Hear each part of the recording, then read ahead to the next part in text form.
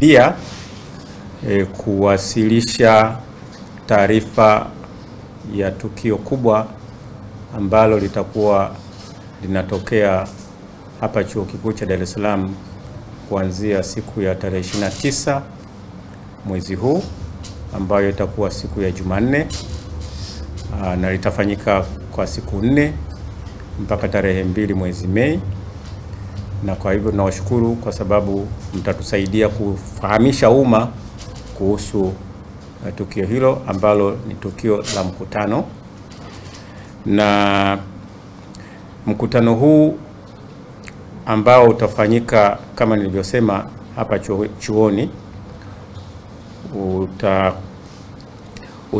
utakuwa unaandaliwa na ndaki ya sayansi ya siasa, ndaki ya sayansi za jamii ya Chuo Kikuu cha Dar es Salaam kwa ushirikiano na Kanseli ya Maendeleo ya Utafiti katika Sayansi za Jamii, kwa kifupi CODESRIA. Na mada kuu ya mkutano huo ni uhuru wa wanataaluma katika Afrika, marejeo ya azimio la Kampala.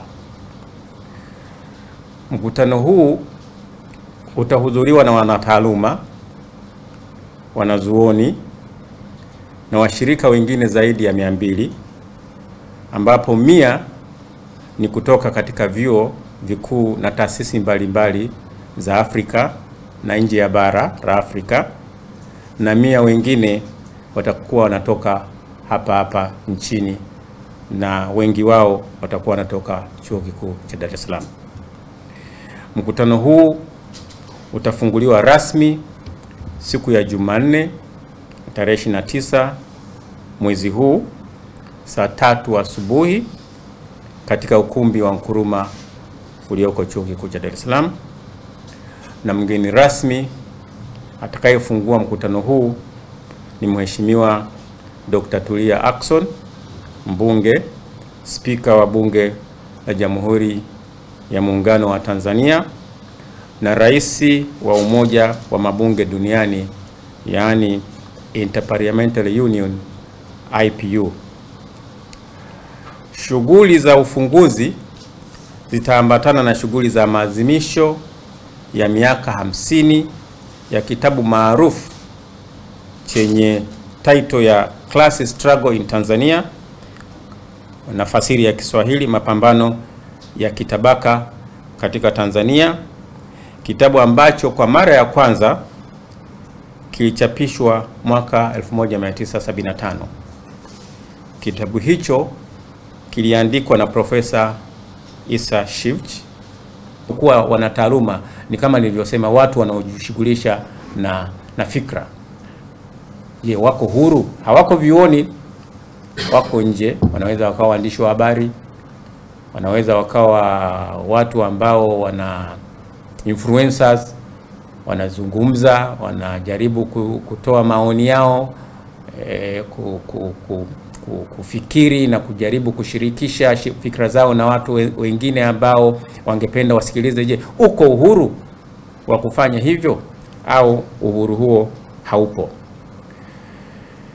Kwa hiyo mkutano huu unafanyika wakati ambao kumekuwa na mwelekeo wa kutishia, kubana na kuminya uhuru wa wanataaluma na wanazuoni barani Afrika. Kwa hivyo kuna mwelekeo huo kwamba uhuru wa wanataaluma, uhuru wa vyuo, uhuru wa wanazuoni unatishiwa, lakini mwelekeo ni kwamba unabanwa na unaendelea kuminywa. Kwa hiyo kimsingi, kadri siku zinavyosogea, hawa wanataaluma ndani ya vyuo, wanazuoni ndani ya vyuo na nje ya vyuo hawana uhuru, au kama upo tunaona kama ni faida, na pengine nini kinabadilika kutokana na mijadala yetu. Nadhani swali zuri sana, na Dr. Kamata ametoa majibu ya kina. Mimi nitaongeza tu kwamba kama vyuo vikuu barani Afrika na vyuo vikuu kokote kule ulimwenguni au duniani, kazi yetu kubwa ni kufanya tafiti. Kazi yetu kubwa ni kufundisha wanafunzi, lakini tunayo kazi kubwa vile vile ya kuweza kutafuta majawabu ya matatizo yaliyoko kwenye jamii. Na njia ambazo kwa kweli sisi tunazo za kuweza kutoa majawabu ya matatizo ambayo yanatukabili ndani ya vyuo, lakini vile yaliyoko kwenye jamii yetu, ni kufanya hii mijadala. Tunaamini katika kufanya tafakuri za kina, lakini vile vile kuhoji kwamba zile hatua ambazo tumezichukua zimeleta mabadiliko gani. Kwa majina naitwa Daktari Betha Kibona. Mimi ni Mtanzania, lakini nafanya kazi na CODESRIA, inaitwa The Council of Social Science Research in Africa. Tunapatikana Dakar, Senegal. Na washukuru wote kwa kuwa hapa, na kwa niaba ya CODESRIA kipekee tunawashukuru University of Dar es Salaam na chuo kikuu cha Dar es Salaam kwa sababu ndo host wetu.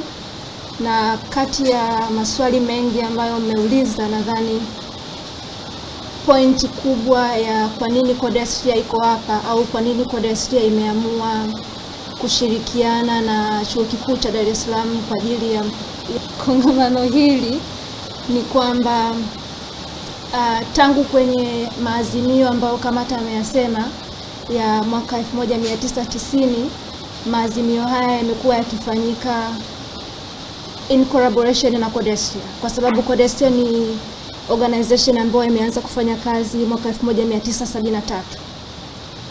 Na kazi kubwa ama mpango wetu mkubwa wa CODESRIA ni kusupport academics kwenye social sciences in Africa. Na wote tunajua kwamba unavyo support academics, moja chana na kuwapa tu hela kwa ajili ya kufanya research, moja ya kitu kikubwa ambacho ni cha muhimu ni uhuru wao wa kufanya kazi zao, uhuru wao wa kufundisha, uhuru wao wa kufanya research, na uhuru wao wa kupublish kama ni articles ama vitabu wanavyofanya. Kwa hiyo uhuru wa academics kwetu sisi ni jambo la kipaumbele. Dataflow inakuletea internet ya uhakika, ni salama na huunganisha kwa haraka. Unganisha na watu zaidi ya 30 kwa wakati mmoja. Inakaa na chaji kwa muda mrefu zaidi ya masaa 11. Pata data mtelezo yenye kasi kwa gharama nafuu. Wasiliana nasi. Tembelea tovuti yetu www.dataflow.co.tz.